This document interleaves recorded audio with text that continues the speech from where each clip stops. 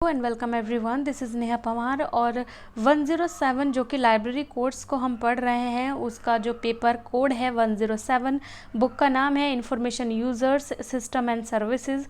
और इसमें हम फर्स्ट यूनिट आपकी कंप्लीट करा चुके हैं। आज ये सेकंड यूनिट है और सेकंड यूनिट को हम 2 पार्ट्स में डिवाइड करेंगे।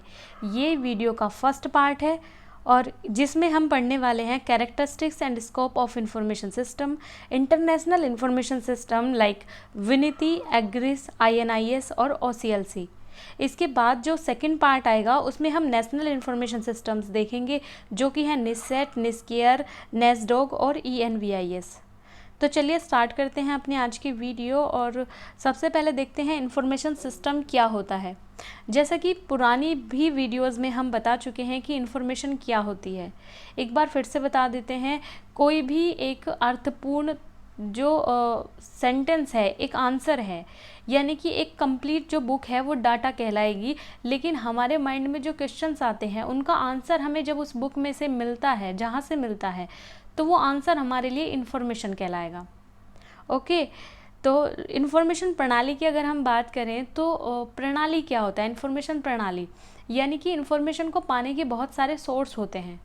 उनमें से किस सोर्स के माध्यम से हम किस तरीके से अपनी इन्फॉर्मेशन को कलेक्ट कर रहे हैं, वो सोर्स कहलाएगा आपकी प्रणाली, यानी कि सूचना प्रणाली, इन्फॉर्मेशन प्रणाली सिस्टम।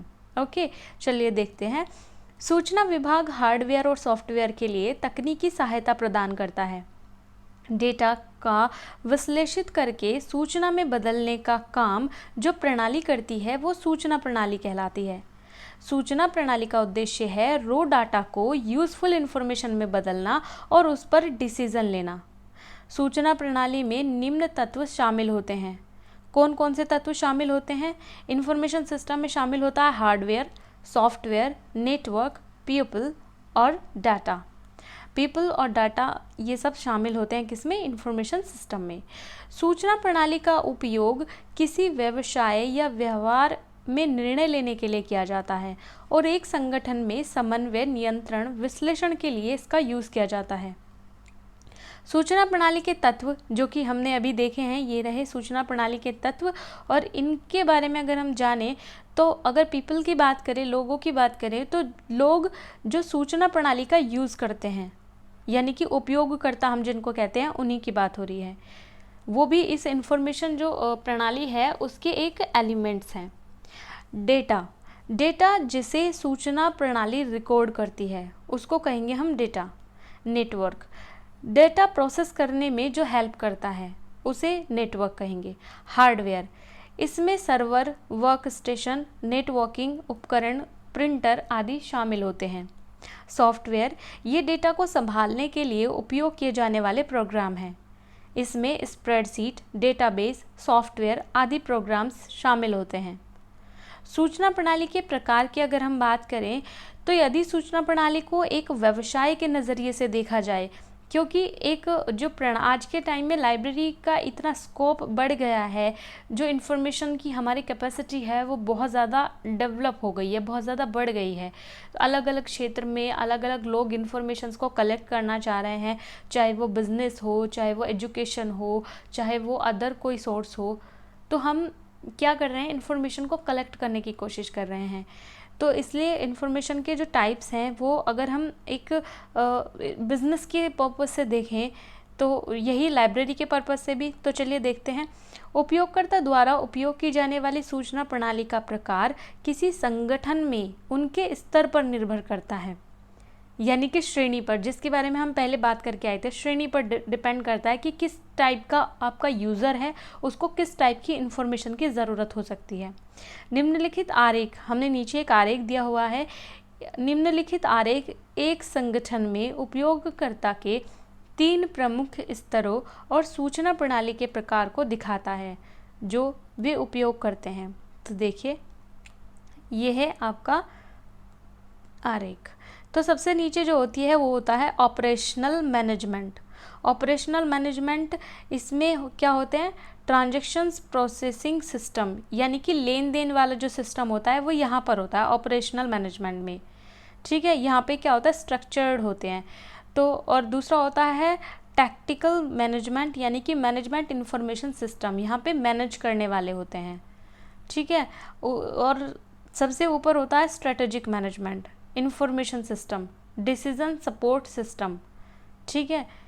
तो अगर आप एग्ज़ाम में इसको बनाना चाहें सेम, तो आप इसको देख लीजिएगा एक बार। चलिए इसके बारे में जानते हैं। जो हमने सबसे नीचे वाला पढ़ा था, देखिए ये TPS यानी कि ट्रांजैक्शन प्रोसेसिंग सिस्टम, ऊपर वाला जो है मैनेजमेंट इंफॉर्मेशन सिस्टम, इसको शॉर्ट में हम MIS बोलेंगे, और डिसीजन सपोर्ट सिस्टम को शॉर्ट में DSS बोलेंगे। ओके, तो सबसे पहले TPS को हम देखेंगे। TPS यानी कि ट्रांजैक्शन प्रोसेसिंग सिस्टम, इसको कहेंगे लेन देन प्रसंस्करण प्रणाली। इस प्रकार की प्रणाली, सूचना प्रणाली का उपयोग किसी व्यवसाय के दैनिक लेन देन का रिकॉर्ड करने के दैनिक लेन देनों को रिकॉर्ड करने के लिए किया जाता है। मैनेजमेंट इंफॉर्मेशन सिस्टम यानी कि MIS प्रबंधन सूचना प्रणाली, प्रबंध सूचना प्रणाली का उपयोग अर्ध संरचित निर्णय लेने के लिए रणनीति प्रबंधकों को मार्गदर्शन के लिए किया जाता है। डिसीजन सपोर्ट सिस्टम DSSS निर्णय समर्थन प्रणाली, शीर्ष स्तरीय प्रबंधकों द्वारा अर्ध संरचित निर्णय लेने के लिए निर्णय समर्थन प्रणाली का यूज़ किया जाता है। नेक्स्ट हम देखते हैं कैरेक्टरिस्टिक्स ऑफ इंफॉर्मेशंस। तो देखिए, सूचना की विशेषता यह है कि ये ज्ञान का एक भंडार है, जिससे अज्ञानी भी समय पर सही इंफॉर्मेशन पाकर अपने आप को अज्ञान से दूर कर सकते हैं। इसकी कुछ विशेषताएं हैं, जैसे स्वाभाविक विशेषताएं, पाठक निर्भर विशेषताएं और अन्य विशेषताएं। अगर हम स्वाभाविक विशेषताओं की बात करें, तो स्वाभाविक विशेषताओं से तात्पर्य वह सूचना जो स्वाभाविक व्यवहारिक रूप से उपलब्ध होती है। स्वाभाविक विशेषताएं निम्न प्रकार की होती हैं, जैसे सारपूर्ण, सूचना सारपूर्ण होती है, अर्थात थोड़े ही शब्दों में पूर्ण जानकारी देने में समर्थ होती है, जिसके आधार पर पूर्ण रूप से निश्चित निर्णय लिया जा सकता है, जैसे कोई चर्चित पुस्तक, घटना आदि। विश्लेषणशील, सूचना को विश्लेषित किया जा सकता है, अर्थात कई सूचनाओं का संग्रहण कर उन्हें विश्लेषित करके सारगर्भित बनाया जाता है, जैसे जनगणना संबंधी सूचना, मतदान संबंधी सूचना आदि। स्मरणशील, सूचना को याद रखा जा सकता है, जैसे कि महापुरुषों के जन्म दिवस, पुण्यतिथियां, राष्ट्रीय उत्सव संबंधी तिथियां आदि। अनुवाद योग्य, सूचना अनुवादित भी की जा सकती है। प्राचीन समय में कई प्रकार की लिपि में सूचनाएं दी जाती थी। हर लिपि एक व्यक्ति के लिए समझना मुश्किल या फिर असंभव कार्य था। ऐसी सूचनाएं लिपि विशेषज्ञ से अनुवादित की जाती थी। आज भी कई भाषाओं में सूचनाओं को संग्रहण किया जाता है। परिवर्तनशील, सूचना का समय समय पर एवं परिस्थिति के अनुसार परिवर्तन भी किया जाता है, अर्थात उपलब्ध सूचना को विद्यमान रखने के लिए उसको अपडेट किया जाता है। ओके, नेक्स्ट है पाठक निर्भर विशेषताएं। पाठक निर्भर विशेषताएं वो होती हैं जो पाठक पर निर्भर करती हैं। मूल्यवान, मूल्यांकन योग्य, सूचना मूल्यांकित की जा सकती हैं, जैसे एक शोधकर्ता अपने शोध के आंकड़े एकत्रित करके उन्हें मूल्यांकित करके शोध प्रमाण परिणाम प्राप्त करता है। व्याख्यात्मक योग्य, सूचना व्याख्या करने योग्य भी होती है, जिसके आधार पर कई सिद्धांत नियमों का प्रतिपादन किया जाता है, जैसे न्यूटन के सिद्धांत की व्याख्या। तो ये होती हैं पाठक निर्भर विशेषताएं। ओके, नेक्स्ट, और एक होता है गलत प्रयोग। सूचना का गलत प्रयोग भी हो सकता है, जैसे कि अफवाह के लिए, यानी कि कभी कभी कोई इन्फॉर्मेशन कहीं से निकलती है सही बनकर, लेकिन जब वो अपने सही स्थान पर पहुंचती है तब तक उसका रूप जो होता है वो परिवर्तित हो चुका होता है, तो हम उसको फिर अफवाह कह सकते हैं कि अफवाह है, ये अफवाह कह सकते हैं। ओके, तो नेक्स्ट देखते हैं अन्य विशेषताएं जो हैं, मतलब जो ऊपर की विशेषताएं हैं इन्फॉर्मेशन की, उनसे अलग जो विशेषताएं हैं, ये गतिशील होती है, स्थिर नहीं होती है। ये मुख्य रूप से सारांशों तथा व्यवहारों से संबंधित होती है, क्योंकि इन्फॉर्मेशन कभी भी ऐसा नहीं हो सकता कि आज कोई इन्फॉर्मेशन है वो आज से 10 साल बाद भी उसी रूप में रहेगी, क्योंकि इन्फॉर्मेशन जो होती है वो बदलती रहती है। आज की अगर आप किसी आंकड़े की बात करें, आज मान लीजिए कि किसी काम में हमारा देश नंबर 1 है, तो ज़रूरी नहीं है कि आज से 3 साल बाद या 3 साल पहले वो ऐसा ही था। तो ये जो आंकड़े हैं, जो चीज़ें हैं, वो चेंज होती जाती हैं, ठीक है। तो इसलिए इन्फॉर्मेशन जो है ज़रूरी नहीं है, क्योंकि कुछ इन्फॉर्मेशंस ऐसी होती हैं जो स्टैटिक होती हैं, जो आज और कल आप हमें कभी भी पढ़ लीजिए वो सेम ही रहेगी, ठीक है। तो कुछ इन्फॉर्मेशन स्टैटिक होती हैं, लेकिन कुछ इन्फॉर्मेशन जो होती है वो अपडेट करने की ज़रूरत पड़ती है। चलिए आगे देखते हैं। ये है विनीति। अब हम बात कर रहे हैं इंटरनेशनल इंफॉर्मेशन सिस्टम की। देखिए, इंटरनेशनल इंफॉर्मेशन सिस्टम, यहाँ पर मैंने मीनिंग नहीं लिखा है उसका, लेकिन आप समझ लीजिए इंटरनेशनल इंफॉर्मेशन सिस्टम क्या होता है। जैसा कि आप जानते हैं कि हम इंफॉर्मेशन सिस्टम उस जगह उस सोर्स को बोल सकते हैं जहाँ पर हमें बहुत सारी इंफॉर्मेशंस मिल रही हैं। यानी कि अगर हम गूगल कर रहे हैं तो हमारे लिए इंफॉर्मेशन जो प्रणाली है, इंफॉर्मेशन सिस्टम जो है वो क्या है, वो ऑनलाइन है। यानी कि हम ऑनलाइन कोई सिस्टमैटिक कोई ऑनलाइन हम इंफॉर्मेशन कलेक्ट कर रहे हैं। तो ऐसे ही जो इंटरनेशनल, यानी कि इंटरनेशनल लेवल पर जो सूचनाएं होती हैं वो अगर मिलती हैं तो हम उनको कहते हैं इंटरनेशनल इंफॉर्मेशन सिस्टम। यानी कि एक, और ये किससे मिलेगा, एक ऐसा सोर्स होगा जहाँ पर हमें ये सारी चीज़ें मिलेंगी। तो इसी के लिए कुछ बनाई गई हैं, क्या बोलेंगे, इंफॉर्मेशन सिस्टम एक संस्था है। जो विनीति है या फिर बहुत सारे जो हमारे पास हैं, जैसे आपकी एग्रीस हो गई, INIS हो गई, OCLC हो गए, तो ये जो है वो इंटरनेशनल लेवल पर आपकी ये संस्थाएं होती हैं जो इन्फॉर्मेशंस को कलेक्ट करती हैं। इनके पास बहुत सारी इन्फॉर्मेशंस होती हैं और यहाँ से हम इन्फॉर्मेशंस को ले सकते हैं। ये ऑर्गेनाइजेशंस होती हैं, इंस्टीट्यूट होते हैं जो इंटरनेशनल लेवल पर, यानी कि बहुत सारे देशों का जो डाटा होता है वो कलेक्ट करके रखते हैं अपने पास। और हम में से कोई भी देश, मतलब ये कुछ देशों के साथ मेंबरशिप रखते हैं, और उन्हीं जो मेंबर, इनके जो देश होते हैं मेंबर्स, वही देश इनसे कोई भी इंटरनेशनल लेवल पर इंफॉर्मेशन कलेक्ट कर सकते हैं। ओके, जैसे ये जो विनीति है, ये रूस के लिए जो वैज्ञानिक हैं उनकी तकनीकी और सूचना संस्थान है, ठीक है। अब विनीति के बारे में हम देख लेते हैं थोड़ा सा। विनीति की स्थापना 1952 में सोवियत संघ की state council for coordination for scientific research के अंतर्गत हुई थी, जिसने 1953 से सेवा देना प्रारंभ किया था।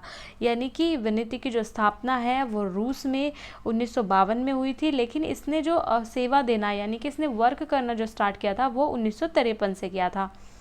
विनीति के निम्न उद्देश्य हैं: प्रकृति तथा प्रायोगिक विज्ञान, वस्तुकला, बिल्डिंग, मशीन तथा कृषि को छोड़कर के सार बनाना, ठीक है।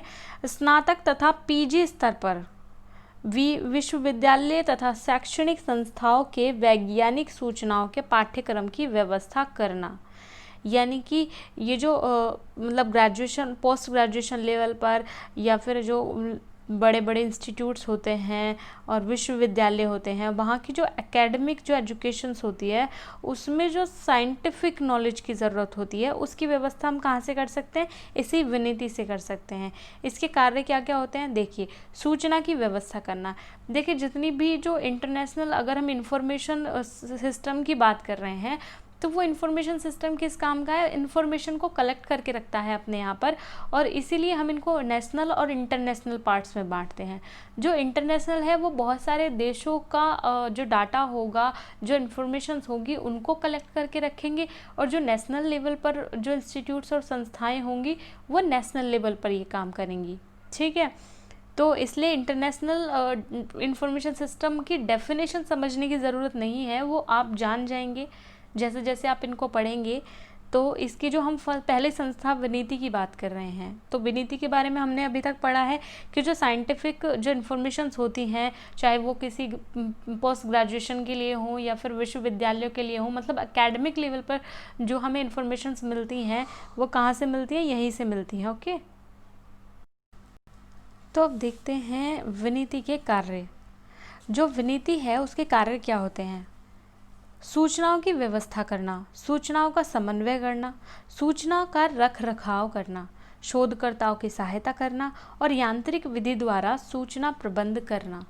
जो कि ये, क्योंकि ये संस्थाएं जो हैं ये बनाई ही इसलिए गई हैं ताकि ये इन्फॉर्मेशंस की अपने यहाँ व्यवस्था कर सके, उनका समन्वय कर सके, रख रखाव कर सके, शोधार्थी जो हैं उनकी हेल्प कर सके और यांत्रिक विधि द्वारा सूचनाओं को प्रदान कर सके। ठीक है, अब क्षेत्र, किस किस क्षेत्र से हम इन इन्फॉर्मेशंस को कलेक्ट कर सकते हैं जो विनीति से जुड़ी हुई हैं, यानी कि वो इन्फॉर्मेशन हमें किस किस रूप में, किस किस माध्यम से मिल सकती हैं। समीक्षात्मक सूचनाओं से हम वो ले सकते हैं इन्फॉर्मेशन, प्रमुख सूचनाओं से ले सकते हैं, गैर व्यापारिक टाइटल से, मोनोग्राफ से, बुक्स से, संदर्भ प्रलेख से, पाठ्य पुस्तक से, पैम्पलेट से, शोध प्रबंधन से और अन्य शोध सामग्रियों से इन्फॉर्मेशन हम कलेक्ट कर सकते हैं।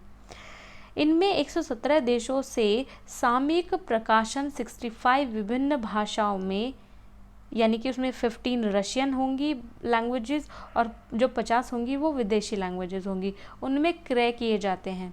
यानी कि जो अगर मेन हम देखें यहाँ पे हमें इन्फॉर्मेशन क्या है हमारे लिए कि जो विनीति है उसमें कितने देश शामिल हैं, 117 देश शामिल हैं। 117 देश शामिल हैं जो कि 65 अलग अलग भाषाओं में क्या लाते हैं, अपना जो अलग अलग भाषाओं में अपनी बुक्स को प्रकाशित करते हैं, वहाँ पे रखते हैं, क्रय करते हैं उनको, मतलब खरीदते हैं वहाँ से। ओके, 65 विभिन्न भाषाओं में। कार्य का विभाजन, विनीति का कार्य 7 विभिन्न विभागों में बांटा गया है तथा एक विभाग में एक विभागीय डायरेक्टर होता है। इन विभागों में एक एक विभागीय डायरेक्टर्स होते हैं और 7 जो ये विभाग हैं जिनमें कि विनीति के कार्य को बांटा गया है कि वो क्या क्या काम करती है। संग्रह विभाग, यानी कि एक तो कलेक्शन किया जाता है वहाँ पे बुक्स का, या बुक्स हो सकती हैं, कोई भी इंफॉर्मेशन का सोर्स हो सकता है, चाहे वो पैम्पलेट्स हो सकती हैं, वो कोई बुक्स हो सकती हैं, वो कोई मैगजीन्स हो सकती हैं, वो अलग अलग न्यूज़पेपर्स हो सकते हैं, कुछ भी हो सकता है। इंफॉर्मेशन का सोर्स कोई भी हो सकता है, वो कंप्यूटर में भी हो सकते हैं, हाँ, सॉफ्टवेयर के तौर पे प्रोग्राम्स हो सकते हैं, ऐप्स हो सकते हैं, या अदर किसी तरीके से इंफॉर्मेशन हो सकती है उनके पास। तो वो कैसे होता है, देखिए इन्फॉर्मेशन का जो विभाजन, मतलब कार्य का जो विभाजन किया गया है, कौन कौन से कार्य करती है। संग्रह विभाग संग्रह रखते हैं, तकनीकी विभाग टेक्नोलॉजी का यूज़ करते हैं, बिब्लियोग्राफी विभाग, सार सेवा विभाग, प्रकाशन, अनुदेशन और अनुवाद विभाग। अनुवाद हम देखते हैं क्योंकि 117, क्योंकि यहाँ पर हम देख रहे हैं विनीति में 65 लैंग्वेजेस की बुक्स आ रही हैं, तो अगर हमें कोई बुक चाहिए होगी तो ज़रूरी नहीं है कि हम उन जो लैंग्वेजेस, जितनी लैंग्वेजेस हैं वहाँ पे हम उन सभी लैंग्वेज को जानते हों। तो इसलिए हम क्या करेंगे, वहाँ से बुक को ट्रांसलेट करवाएंगे और उनकी ट्रांसलेशंस को लेंगे। ठीक है, क्योंकि आप देखते हैं कि बहुत सारी बुक्स जो हैं वो मध्यकाल से ही ट्रांसलेट होती आई हैं, जैसे महाभारत थी, हमारी भगवत गीता थी, उनको ट्रांसलेट कर दिया गया, वो फारसी में थी, हिंदी में कन्वर्ट की गई, इंग्लिश में कन्वर्ट की गई, तो ऐसे ही ट्रांसलेशन किया जाता है। तो विनीति जो है वो उसमें एक ट्रांसलेशन विभाग भी होता है जो बुक्स को ट्रांसलेट करने का काम करता है। इसके साथ ही शोध सेवा विभाग भी होता है, शोधात्मक सेवाएं दी जाती हैं वहाँ पर, और सिग्नल सेवा भी दी जाती है। सोवियत संघ अपनी राष्ट्रीय आमदनी का 3.5% तथा वैज्ञानिक एवं सूचना तकनीकी पर खर्च करता है। इस आय को रूस की 6 संस्थाएं प्रयोग करती हैं, इसमें विनीति भी एक संस्था है। तो जो विनीति जो संस्था है वो भी रूस की इन 6 संस्थाओं में से एक है, जो कि क्या करती है, जो नेशनल इनकम होती है रूस की उसका 3.5% जो है वो अपने यहाँ पर यूज़ करती है वैज्ञानिक और सूचना तकनीकों पर। खर्च सामान्य स्टाफ पर 280 रूबल प्रति माह, क्योंकि जो ये बात हो रही है रूस की जो ये संस्था है विनीति, उसमें काम कर रहे स्टाफ की, क्योंकि जब हम देख रहे हैं कि 117 देश कनेक्टेड हैं इस विनीति से, तो वो 117 देश जो कनेक्टेड हैं वो उनको मतलब उनका संचालन, उनकी द्वारा दी गई जो इन्फॉर्मेशंस हैं उनको कैसे संभाल कर रखा जाएगा, कैसे उनको आगे प्रेषित किया जाएगा किसी और देश को, तो उसके लिए हमें स्टाफिंग की ज़रूरत है जो इस सब प्रोसेस को संभाल सके। तो उस स्टाफ है उसको 280 रूबल प्रति माह दिए जाते हैं। रूबल जो है वो वहाँ की जैसे यहाँ पर रुपया चलता है, वहाँ की जो इकोनॉमी है वो रूबल है। तथा उच्च स्टाफ पर 1000 रूबल प्रति माह खर्च किया जाता है। यहाँ 2300 नियमित स्टाफ कार्य करता है, 2300 लोग वहाँ पर वर्क करते हैं, जो दो भागों में विभाजित रहते हैं। एक होता है नॉर्मल स्टाफ, सामान्य स्टाफ, और एक होता है हाई लेवल स्टाफ। जैसा कि हमने देखा है जो लो लेवल स्टाफ है यानी कि नॉर्मल स्टाफ है उसकी 280 रूबल उन पर खर्च किए जाते हैं, और जो हाई लेवल स्टाफ है उस पर 1000 रूबल खर्च किए जाते हैं। उच्च स्टाफ में 3 तरह के स्टाफ होते हैं। जो हाई लेवल स्टाफ होता है उसमें भी 3 तरीके के होते हैं। कौन कौन होते हैं? एक तो ट्रांसलेटर होते हैं, एक होता है एब्स्ट्रैक्टर और अदर्स। अब जो ट्रांसलेटर है वो समझाने की ज़रूरत नहीं है, क्योंकि ट्रांसलेटर जो होता है वही होता है अनुवाद विभाग के अंदर जो कार्य करता है, जो बुक्स को ट्रांसलेट करने का काम करते हैं। किसी भी ये जो ट्रांसलेटर होता है वो बहुत सारी लैंग्वेजेस को जानने वाला होता है, और किसी भी बुक को वो किसी अदर लैंग्वेजेस में ट्रांसलेट करने का काम करते हैं। एब्स्ट्रैक्ट सर्विस यानी कि सारकरण सेवाएं, इसमें 25,000 विशेषज्ञ कार्यरत होते हैं तथा 20,000 पत्र पत्रिकाएं होती हैं, जिनमें 15,000 विदेशी पत्रिकाएं होती हैं। उनका अध्ययन करके ये सेवाएं प्रदान की जाती हैं। एक वर्ष में लगभग 1000 लेखकों के सार तैयार किए जाते हैं और 25 सेवाएं की सार के माध्यम से प्रत्येक विषय में एक सेवा प्रदान की जाती है। इस सेवा के अंतर्गत प्रमुख सेवाएं होती हैं, जैसे एक्सप्रेस इन्फॉर्मेशन यानी कि प्रतिदिन 61 सीरीज़ में छपती हैं ये एक्सप्रेस इन्फॉर्मेशन, जो लेखों के पूर्ण सार की सूचनाएं प्रदान करती है। प्रत्येक अंक में 20 से 25 पेटेंट चित्र सहित छपे होते हैं। प्राथमिक लेखों की प्राप्ति के 1 सप्ताह बाद इन लेखों के सार छपते हैं। और जो सेकंड है सॉरी वो समझ नहीं आ रहा था इसलिए यहाँ पे नहीं लिखा है, तो इसको स्किप करते हैं। थर्ड को देख लेते हैं, प्रशिक्षण कार्यक्रम। उच्च विशेषज्ञों हेतु यह कोर्स विशेषज्ञों की योग्यता में विकास करना था। नवीनतम जानकारी प्रदान करने हेतु आयोजित किया जाता है, जो कि 3 से 10 माह की अवधि का होता है। प्रशिक्षण विभाग कार्यक्रम, इसमें सैद्धांतिक और व्यवहारिक ज्ञान के साथ साथ कंप्यूटर के प्रयोग पर भी ध्यान दिया जाता है, क्योंकि कंप्यूटर की इम्पोर्टेंस बहुत ज़्यादा हो गई है, इसलिए जो प्रशिक्षण दिया जाता है इन हाई लेवल विशेषज्ञों को, उनको कंप्यूटर की भी नॉलेज दी जाती है और उनकी योग्यता में भी इम्प्रूवमेंट किया जाता है। इंडेक्सिंग एब्स्ट्रैक्ट, जो इंडेक्सिंग एब्स्ट्रैक्ट होता है ये क्या होता है? अंक वार्षिक सीरीज में इंडेक्स का प्रयोग विशेषता होता है। इसमें निम्न इंडेक्सिंग प्रमुख होती है: लेखक इंडेक्स, विषय index, patent index, formula index. देखिए इंडेक्स जो होता है ना वो एक तरीके से इन्फॉर्मेशन क्या है उसके बारे में, जैसा कि हम बुक्स में देखते हैं।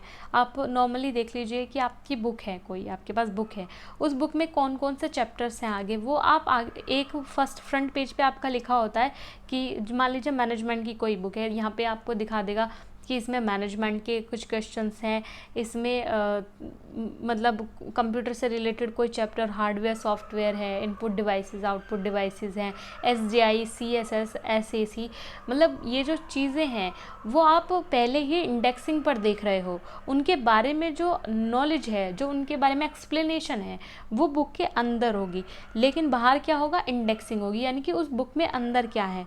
जैसे लेखक इंडेक्स में ही आपको दिखा देगा कि कोई भी जो अंदर आप लिखने वाला है उसको वो कौन सा लेखक है, तो वो लेखक की इंडेक्सिंग हो जाएगी। विषय की इंडेक्सिंग की इस बुक हमारी जो लाइब्रेरी है या जो भी मतलब विनीति की बात कर रहे हैं तो वहाँ पे कोई भी कौन कौन से सब्जेक्ट हैं तो उसका एक इंडेक्स हो जाएगा, कौन कौन सी बुक्स हैं जो पेटेंट हैं वो उनका इंडेक्स हो जाएगा, फॉर्मूले कौन कौन से हैं मतलब उनके खुद के जो फॉर्मूले बनाए हुए होंगे उसका एक अलग इंडेक्स हो जाएगा। तो ये उन्होंने अपनी सुविधा के लिए बनाए हैं इंडेक्सिंग। संग्रह सेवाएं, एक्सचेंज के द्वारा 85% की खरीद के द्वारा 10% अन्य माध्यमों द्वारा और अनुबंध से 0%, ये संग्रह सेवाएं होती हैं। समसामयिकी प्रकाशन निम्न माध्यम से विनीति को प्राप्त हो रहे हैं। दिन प्रतिदिन हवाई सेवाओं के द्वारा, साप्ताहिक हवाई सेवाओं के द्वारा और समुद्र सेवा द्वारा 5%। यानी कि जो विनीति है, क्योंकि हम जानते हैं कि वो रूस की एक संस्था है जो कि बहुत सारे 117 देशों की इन्फॉर्मेशन को अपने यहाँ कलेक्ट करके रखती है, तो वहाँ तक इन्फॉर्मेशन कैसे पहुँचती हैं, कोई भी जो ये 117 देश हैं वो डेली ही अपने यहाँ से कुछ इन्फॉर्मेशन वहाँ तक पहुँचाते हैं। वो हवाई सेवाओं के द्वारा पहुंचा सकते हैं, साप्ताहिक हवाई सेवाओं के द्वारा या फिर समुद्र सेवा के द्वारा भी वहां तक पहुंचाते हैं। विनीति की वर्गीकरण पद्धति, स्थानीय यानी कि रसियन वर्गीकरण पद्धति, यूडीसी ने अपनी सुविधा अनुसार वर्गीकरण पद्धति बनाई है। ठीक है, अब देखिए यह है नेक्स्ट क्वेश्चन जो कि है एग्रिस। अब ये एक और संस्था आ जाती है, इंटरनेशनल संस्थाओं की ही हम बात कर रहे हैं, तो उनमें एक और इंटरनेशनल जो संस्था है वो है एग्रिस। अब एग्रिस क्या है, एग्रिस की फुल फॉर्म से ही हमें पता चल जाएगा कि उसमें अंदर क्या दिया हुआ होगा। एग्रिस की फुल फॉर्म है एग्रीकल्चर इंफॉर्मेशन सिस्टम, तो इसको हम ये भी कह सकते हैं कि international system for agriculture science and technology, क्योंकि साइंस एंड टेक्नोलॉजी का मतलब ये है कि साइंस में और टेक्नोलॉजी में ये अपना योगदान दे रही है। यहाँ पर जो इन्फॉर्मेशन है आपको वो साइंस और टेक्नोलॉजी से रिलेटेड मिलेंगी, क्योंकि टेक्नोलॉजी में अपडेट होता रहता है। और ये जो एग्रीस होती हैं स्पेशली ये संस्थाएं भी अपनी जो इन्फॉर्मेशंस होती है उनको अपडेट करती रहती हैं। एग्रीकल्चर इंफॉर्मेशन सिस्टम, एग्रीकल्चर से जैसे कि आप जानते हैं कि कृषि से रिलेटेड चीज़ें होंगी, तो हर एक देश, अब इसमें हम देखेंगे आगे कि इसमें कितने देश शामिल हैं, क्योंकि इंटरनेशनल संस्था है तो इसमें बहुत सारे देश शामिल होंगे और उन देशों की जितनी भी एग्रीकल्चर फैसिलिटीज़ वो वहाँ पर हो सकता है कुछ अलग तरीके की टेक्निक यूज़ कर रहे हों अपने यहाँ पर एग्रीकल्चर में, वो शेयर करेंगे बुक्स के माध्यम से, पीरियोडिकल्स के माध्यम से और पत्र पत्रिकाएँ या जो भी कुछ और बहुत सारी चीज़ें होंगी उनके माध्यम से वहाँ पर वो अपनी इन्फॉर्मेशंस को साझा करेंगे। और ये जो देश हैं, हमें भी बहुत सारी टेक्निक्स अगर हम सीखते हैं तो हो सकता है हम किसी भी देश से उस टेक्निक को बोरो कर लें, तो वो कहाँ से मिलेंगी, एग्रिस से मिलेंगी, कृषि से रिलेटेड। अगर इन शॉर्ट आपको याद ना आए एग्ज़ाम में कि किस से रिलेटेड है, तो आपको बहुत ज़्यादा ज़रूरी है कि आप उनकी फुल फॉर्म क्या होती है उसको याद रखें, क्योंकि फुल फॉर्म से ही आप समझ पाएंगे, लिंक कर पाएंगे कि वो चीज़ें किस बारे में हो सकती हैं। तो एग्रीकल्चर इंफॉर्मेशन सिस्टम एग्रिस की बात करते हैं आगे। एग्रिस कृषि विज्ञान और प्रौद्योगिकी के लिए अंतर्राष्ट्रीय ग्रंथ सूची की सूचना प्रणाली है। एग्रिस कृषि विज्ञान और प्रौद्योगिकी के लिए अंतर्राष्ट्रीय ग्रंथ सूची की सूचना प्रणाली है। यह संयुक्त राष्ट्र के खाद्य और कृषि संगठन द्वारा यानी कि FAO food and agriculture organisation द्वारा 1974 में बनाई गई थी ताकि सूचना के आदान प्रदान को सुविधाजनक बनाया जा सके और कृषि के सभी पहलुओं से निपटने के लिए विश्व साहित्य को एक साथ लाया जा सके। यह 1975 में एक संस्थागत नेटवर्क पर आधारित कृषि और संबंधित विषयों में विज्ञान और प्रौद्योगिकी के लिए एक सामान्य सूचना प्रणाली बनाने के उद्देश्य से एक अंतर्राष्ट्रीय पहल के रूप में चालू हो गया। एग्रिस INIS यानी कि इंटरनेशनल न्यूक्लियर इंफॉर्मेशन सिस्टम केंद्र वियना में स्थित है। इसका जो केंद्र है वो वियना में स्थित है। कंप्यूटर कॉन्फ़िगरेशन और सॉफ्टवेयर पैकेज का उपयोग करता है। संगठन एग्रिस जो है एक सहकारी प्रणाली है जिसमें भाग लेने वाले देश अपनी सीमाओं के भीतर उत्पादित साहित्य को अन्य प्रतिभागी देशों के साथ साझा करते हैं। भाग लेने वाले देशों द्वारा अग्रेषित ग्रंथ सूची को एकत्र किया जाता है और एग्रिस प्रसंस्करण इकाई वियना में संसाधित किया जाता है। यानी कि जो एग्रिस है वो कहाँ पर है, वियना में है। वहाँ पर ये अपने सारे जो ग्रंथ हैं वो स्टोर करता है। जैसे विनीति रूस में करता है वैसे ही एग्रिस कहाँ पे करता है, वियना में करता है। IAEA जिसे क्या कहते हैं, IAEA international atomic energy agency, ये भी वियना के वैज्ञानिक और तकनीकी सूचना प्रभाग द्वारा होस्ट किया जाता है। यानी कि जो एग्रिस है वो वियना में IAEA द्वारा होस्ट किया जाता है, इंटरनेशनल एटॉमिक एनर्जी एजेंसी के द्वारा। एग्रिस को FAO यानी कि फूड एंड एग्रीकल्चर ऑर्गेनाइजेशन, रोम के library and documentation system division यानी कि गिल के weekend world agriculture information centre portal प्रसार प्रबंधन शाखा द्वारा प्रबंधित किया जाता है। सदस्य, अब सदस्यों की बात करें तो इसमें 159 राष्ट्रीय और 31 इंटरनेशनल अंतर्राष्ट्रीय और अंतर सरकारी केंद्रों में भाग लेते हैं। देखिए, जो राष्ट्र की बात हो रही है ये वहीं के हैं जहाँ पे ये है, वियना की बात हो रही है। वियना में जो है वहाँ पर 159 जो है वो नेशनल और 31 जो है इंटरनेशनल। अब हम इसको देश के पर्पस से देख रहे हैं, इतने सदस्य हैं वहाँ पर, ठीक है। और प्रति माह लगभग 14,000 आइटम प्रस्तुत करते हैं। यानी कि ये इनका मतलब है कि 14,000 बुक्स जो होती हैं, जो कि एग्रीकल्चर से रिलेटेड बुक्स होती हैं, डाटा होता है, वो वहाँ पर भेजा जाता है इन देशों के द्वारा। आज तक 240 राष्ट्रीय, अंतर्राष्ट्रीय और अंतर सरकारी केंद्र भाग लेते हैं। एग्रिस में भारत की भागीदारी, इसको देख लेते हैं क्योंकि इम्पोर्टेंट है, भारत की भागीदारी है एग्रिस में, तो उसके बारे में जानते हैं। कृषि संसाधन सूचना प्रणाली एग्रिस, कृषि और सहकारिता विभाग, कृषि मंत्रालय, भारत सरकार में कृषि सूचना प्रणाली को मजबूती देने के लिए केंद्रीय क्षेत्र योजना है। कृषि भारत में सतत कृषि उत्पादन और सतत ग्रामीण आजीविका के लिए एक आवश्यक घरेलू रणनीति है। यह भारत में जमीनी स्तर पर कृषि विकास, गरीबी में कमी और स्थायी संसाधन उपयोग को बढ़ावा देने के लिए ई सरकार कार्यक्रम है और गरीबों के लिए संस्थान विशिष्ट ई सरकार मॉडल स्थापित करने की दिशा में एक कदम। घटक एग्रिस के कार्यान्वयन से देश में विशिष्ट कृषि योजना का विकास होगा। इस परियोजना को राष्ट्रीय सूचना विज्ञान केंद्र के कृषि सूचना विज्ञान प्रभाग द्वारा निष्पादित किया जा रहा है।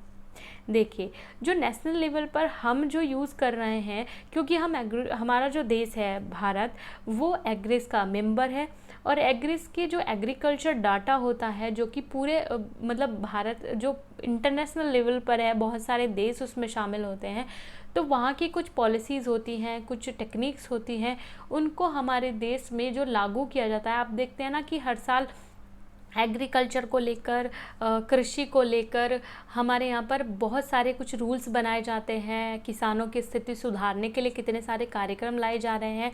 तो ये जो एक थिंकिंग होती है, जो एक थॉट मिलता है ना, ये हमें बहुत सारे कुछ थॉट्स जो होते हैं वो यहीं से मिलते हैं।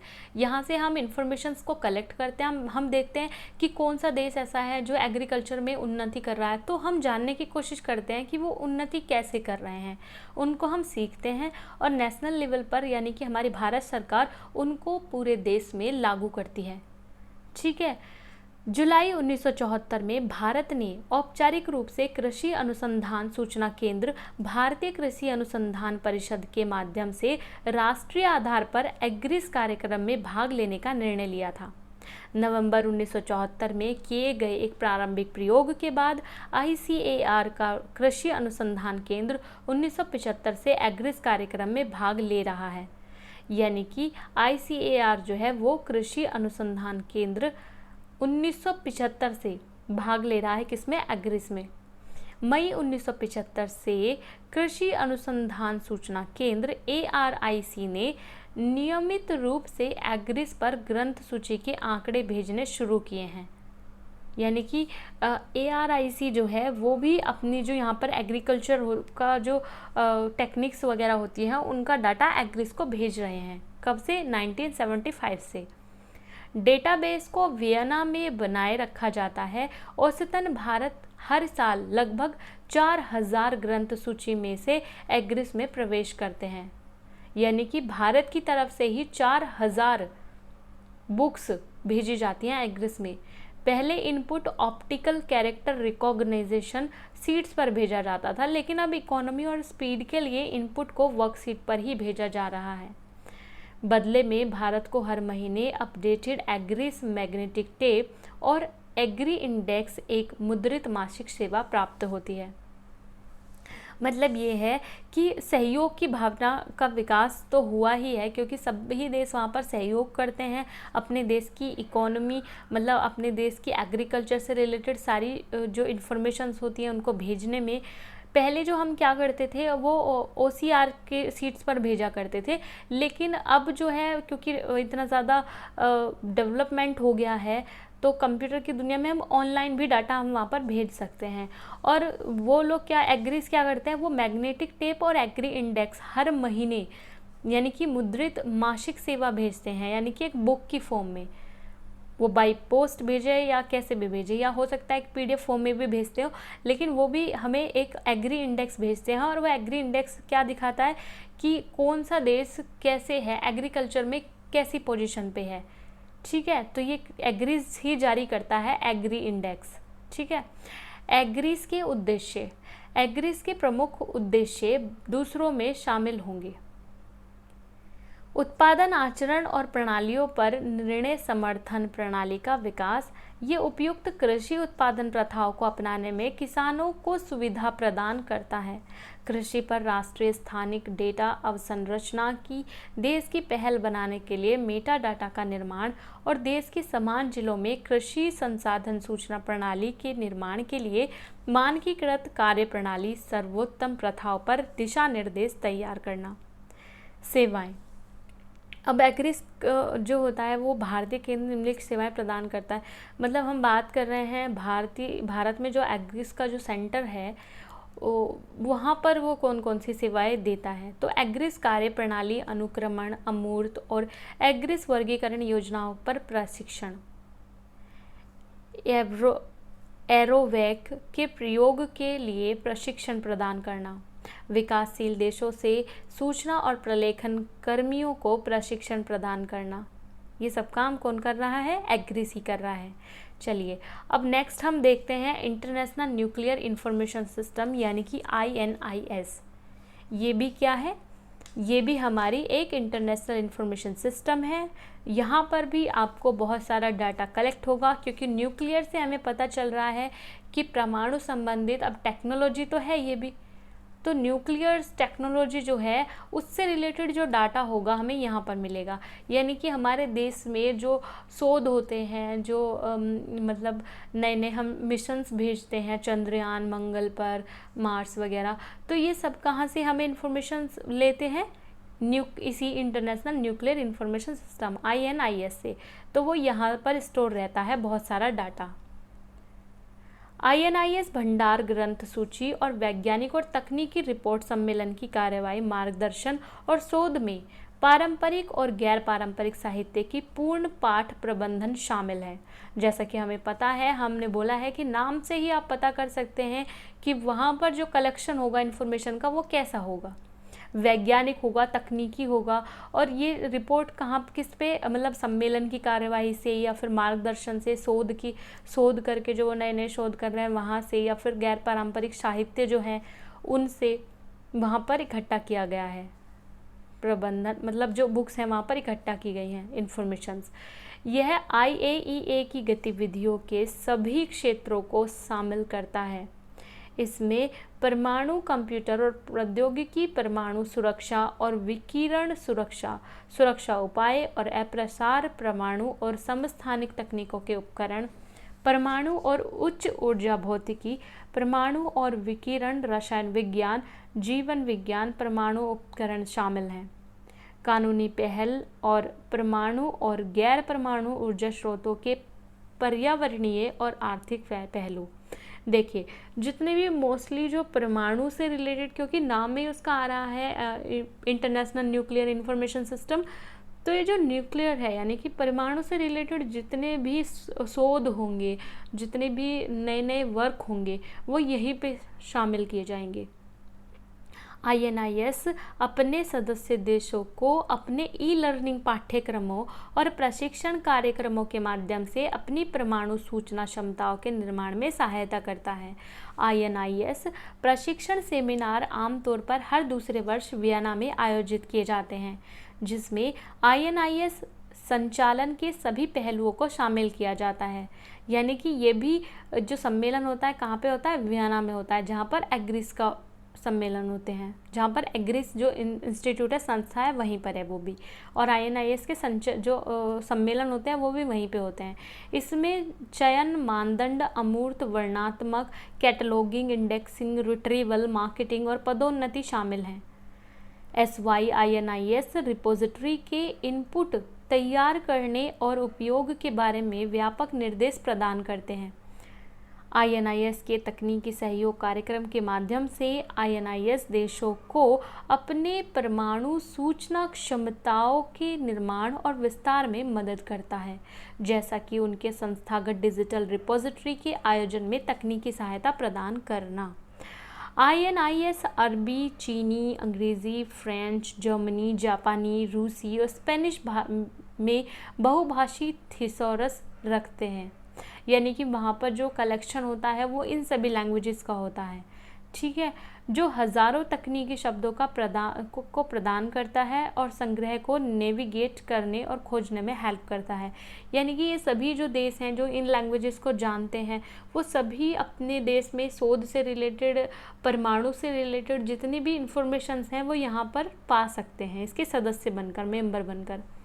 INIS को 1970 में IAEA के जनादेश के अनुसार परमाणु ऊर्जा के उपयोग पर वैज्ञानिक और तकनीकी जानकारी के आदान प्रदान को बढ़ावा देने के लिए स्थापित किया गया। ये 150 से अधिक सदस्य राज्यों और अंतर्राष्ट्रीय संगठनों के सहयोग से IAEA द्वारा संचालित है। चलिए नेक्स्ट क्वेश्चन पर हम बढ़ते हैं आगे। ये है इंटरनेशनल इंफॉर्मेशन सिस्टम, जो कि बुक का नाम है आपकी, और यहाँ पर अब हम पढ़ने वाले हैं इंटरनेशनल इंफॉर्मेशन सिस्टम का ही एक और ऑर्गेनाइजेशन जिसका नाम है OCLC।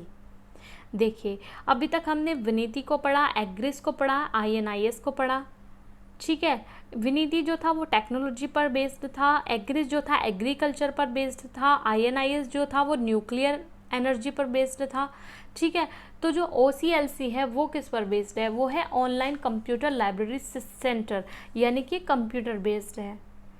तो इनकी फुल फॉर्म्स के साथ आपको थोड़ा माइंड में ये रखना होगा कि ये कैसी संस्थाएं हैं, नेशनल है या इंटरनेशनल है, साथ ही साथ ये किस तरीके का डाटा है, किस तरीके की इन्फॉर्मेशन अपने यहाँ पर रखते हैं, ठीक है। तो बहुत सिंपल हो जाएगा, क्योंकि इंटरनेशनल है तो हम ये समझना बहुत आसान है कि बहुत सारे देश इसमें शामिल होंगे, और साथ ही साथ क्योंकि ये जो इन्फॉर्मेशंस हैं वो मतलब बहुत सारी लैंग्वेजेस में, जब बहुत सारे देश उसमें शामिल होंगे तो ऑब्वियस सी बात है कि अलग अलग लैंग्वेजेस के देश होंगे, सबकी लैंग्वेज अलग अलग होती है, तो बहुत सारी लैंग्वेजेस का डाटा होगा। तो वहाँ पर सभी में एक विभाग तो कॉमन होगा, जो होगा ट्रांसलेटर विभाग। वहाँ पे ट्रांसलेट तो किया जाता होगा बुक्स को। तो ऑनलाइन कंप्यूटर लाइब्रेरी जो है, इसका हेडक्वार्टर कहाँ है? ये मोहिया में है, डबलिन में, और ये मोहिया डबलिन का है, USA में है, ठीक है, उत्तरी अमेरिका में, USA में। फॉर्म्ड, ये कब बनी थी? ये बनी थी संस्था 5 जुलाई 1967 को, ठीक है। फॉर्मर नेम, इसका जो नेम है वो है OCLC, यानी कि ओहियो कॉलेज लाइब्रेरी सेंटर। देखिए, OCLC का मतलब आप देखेंगे ऑनलाइन कंप्यूटर लाइब्रेरी सेंटर।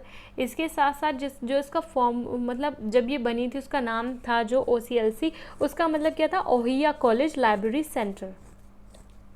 गैर लाभकारी सदस्यता सहकारी है ये लाभकारी सदस्यता सहकारी संस्था है।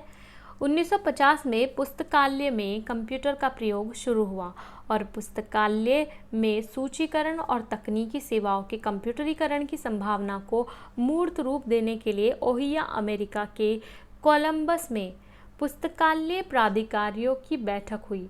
बैठक का उद्देश्य केंद्रीय सहकारिता आधिकारिक ऑनलाइन सूचीकरण प्रणाली का विकास करना था, जिसके द्वारा एक ओर तो सूची निर्माताओं की बार बार मेहनत और दूसरी ओर साहित्य की उपयोग हेतु तैयारी की प्रक्रिया को तेज करना था तथा पुस्तकालय सेवा की क्षमता में वृद्धि करना था।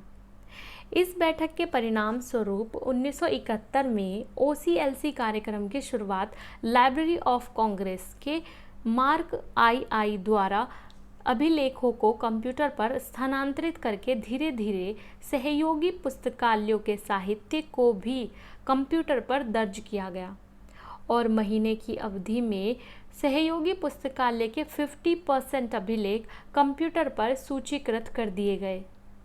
1971 में OCLC की सदस्यता 50 पुस्तकालयों ने ले ली थी। वह 1988 में बढ़कर 1500 हो गए थे। वर्तमान में इस कार्यक्रम के 50,000 पुस्तकालय सदस्य हैं, जो कि विश्व के 84 देशों से संबंध रखते हैं, जैसे कि नीदरलैंड, कनाडा, डेनमार्क, USA इत्यादि। OCLC के द्वारा विश्व की सबसे बड़ी संघ सूची प्रकाशित की जाती है, जिसका नाम क्या है? World cat. OCLC की सदस्यता से पता चलता है कि ये एक इंटरनेशनल संस्था है। OCLC की कार्य पद्धति। OCLC की सदस्यता ग्रहण करने के लिए यह निर्धारित प्रश्नावली में जानकारी देना होता है, जो कि निम्न प्रकार है। पुस्तकालय में कौन सी वर्गीकरण प्रणाली का यूज़ किया जाता है? दशमलव प्रणाली, लाइब्रेरी ऑफ कांग्रेस प्रणाली अथवा इनमें से सभी।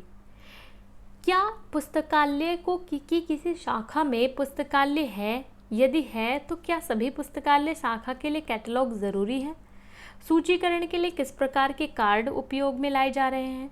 कैटलॉग कार्ड पर अंकन कहाँ लिखा होता है? क्योंकि विभिन्न सूचीकरण नियमों में कॉल नंबर देने की व्यवस्था अलग अलग होती है। विषय, शीर्ष, उत्तर, प्रविष्टियाँ किस प्रकार से बनाई जाती हैं? उनका उत्तर इसलिए अनिवार्य है कि पुस्तकालय की सूची कार्ड बनाते समय पुस्तकालय द्वारा बनाए गए नियमों को ध्यान में रखा जा सके। प्रत्येक सहयोगी पुस्तकालय के पास कंप्यूटर टर्मिनल रहेगा और टर्मिनल में दृश्य प्रदर्शन इकाई अथवा स्क्रीन और एक कीबोर्ड रहता है। इस परियोजना का लाभ यह है कि पुस्तकालयों का केवल 10% प्रलेखों को कंप्यूटर पर दर्ज करना पड़ता है। शेष पुस्तकें पहले से ही मुख्य कंप्यूटर के डेटाबेस में दर्ज होती हैं। सहयोगी पुस्तकालय इन 10% प्रलेखों को ऑनलाइन एंट्री कर सकते हैं ताकि मुख्य डेटाबेस में संपूर्ण जानकारी संग्रहित की जा सके। देखिए, जो अभी तक हमने पढ़ा है, तो ये जो इन्फॉर्मेशन वो मांग रहे हैं कि आपके जो लाइब्रेरीज़ हैं, क्या वो दो अगर उसकी ब्रांच है कोई लाइब्रेरी की, तो क्या दोनों जगह अलग अलग कैटलॉगिंग की जाती है या फिर एक ही जगह पर कैटलॉगिंग की जाती है, ब्रांचेज़ में नहीं की जाती, या फिर आपका जो अंकन संख्या होती है वो नंबर, सीरीज़ नंबर होता है, सीरियल नंबर होता है, वो कहाँ लिखा रहता है। ये इन्फॉर्मेशन इसलिए कलेक्ट कर रहे हैं क्योंकि OCLC जो है वो एक ऐसी संस्था है जो ऑनलाइन हमारे जो संग्रह है, जो डाटा है, उसको स्टोर करके रखती है, सुरक्षित रखती है। तो ये सुविधा हमें मिल जाती है क्योंकि बहुत सारा डाटा ऐसा होता है जो हमेशा के लिए मुद्रित फॉर्म में, यानी कि बुक्स की फॉर्म में रखना संभव नहीं है। तो हम उसको OCLC में एक हाई लेवल की टेक्नोलॉजी है यहाँ पर कंप्यूटर की। नॉर्मल जैसे हम लोग कंप्यूटर में बहुत सारा डाटा अपना फीड कर देते हैं PDF की फॉर्म में, ठीक है, सॉफ्टवेयर में, मतलब सॉफ्ट कॉपी की फॉर्म में हम अपने कंप्यूटर में बहुत सारा डाटा फीड कर देते हैं।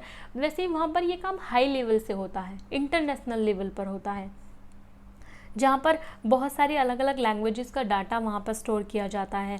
इसलिए वो जब भी मतलब ये फैसिलिटी देते हैं, कोई भी जो कंट्री है अगर वह उसकी OCLC की मेंबर बनना चाहती है, तो उनको कुछ बातें अपने यहाँ के बारे में बतानी होंगी। तो वो उन्हीं बातों की बातें हो रही थी कि आपकी लाइब्रेरी किस तरीके से आप मेंटेन कर रहे हो, ताकि उनको एक आइडिया मिल सके कि किस तरीके से उसको अरेंज करना है।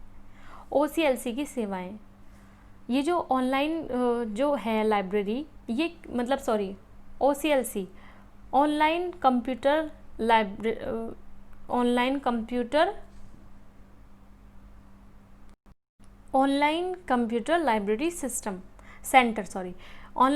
लाइब्रेरी सेंटर की सेवाएं क्या होती हैं। इस केंद्र की मुख्य सेवा जो सहयोगी पुस्तकालय में अत्यंत लोकप्रिय सूची कार्ड सेवा है, लाइब्रेरी ऑफ कांग्रेस सूची कार्ड सेवा, इसकी अपेक्षा ये सेवा क्षमता अधिक है। दूसरी परियोजना है पुनः वर्गीकरण। इस परियोजना द्वारा पुस्तकालय में वर्गीकरण से है, दशमलव वर्गीकरण से, सॉरी DDC से वर्गीकृत साहित्य को LC द्वारा पुनः वर्गीकृत किया जा सकता है, क्योंकि इन केंद्रों की प्रणाली के लिए LC ही अधिक उपयुक्त है। अमुद्रित साहित्य का ऑनलाइन सूचीकरण तथा सूची कार्ड का आदेशन एक अन्य सेवा है। OCLC प्रणाली के सहयोगी पुस्तकालय new England library information network जैसे क्षेत्रीय नेटवर्क के भी सदस्य हैं। राष्ट्रीय ग्रंथ सूची नेटवर्क के लिए यह क्षेत्रीय नेटवर्क के रूप में कार्य करते हैं तथा सूचीबद्ध वितरण के मामले में ये OCLC के क्षेत्रीय अधिकार पर सहयोग करते हैं। OCLC मार्क डेटाबेस में तेजी से खोज, समसामयिकी, पांडुलिपि, नक्शे, संगीत रचनाएं, ध्वनि तरंगे, फिल्में, पुस्तकों का ऑनलाइन आवश्यकता अनुसार छटनी, ये सब क्या होता है, इसमें सूचीबद्ध होता है। ये सब कुछ यहाँ पर आपको मिलता है। समसामयिकों की प्राप्ति की जांच, उत्तर पुस्तकालय लेन देन के लिए साहित्य का उपलब्धि स्थान दर्शाना, साहित्य पाठकों को तुरंत उपलब्ध कराने की दृष्टि से बुकलेट, पॉकेट आदि सामग्री तैयार करना। OCLC चुंबकीय टेप के लिए चंदा प्राप्त करना, कम मूल्य पर वर्गीकरण सुविधा जुटाना। तो ये जो हमारी है इंटरनेशनल इंफॉर्मेशन सिस्टम ख़त्म होते हैं। इनमें हमने विनीति को डिस्कस किया, एग्रिस को डिस्कस किया, INIS को डिस्कस किया और OCLC को डिस्कस किया। तो नेक्स्ट जो वीडियो पार्ट 2 आने वाला है 107 यूनिट 2 का, उसमें हम क्या करेंगे, नेशनल इंफॉर्मेशन सिस्टम को जानेंगे और उसमें हम निसेट, निस्केयर, नेस्टोक और ENVIS को पढ़ेंगे। ओके, तो तब तक के लिए वेट करिए सेकंड वीडियो का। Thank you so much and have a good day.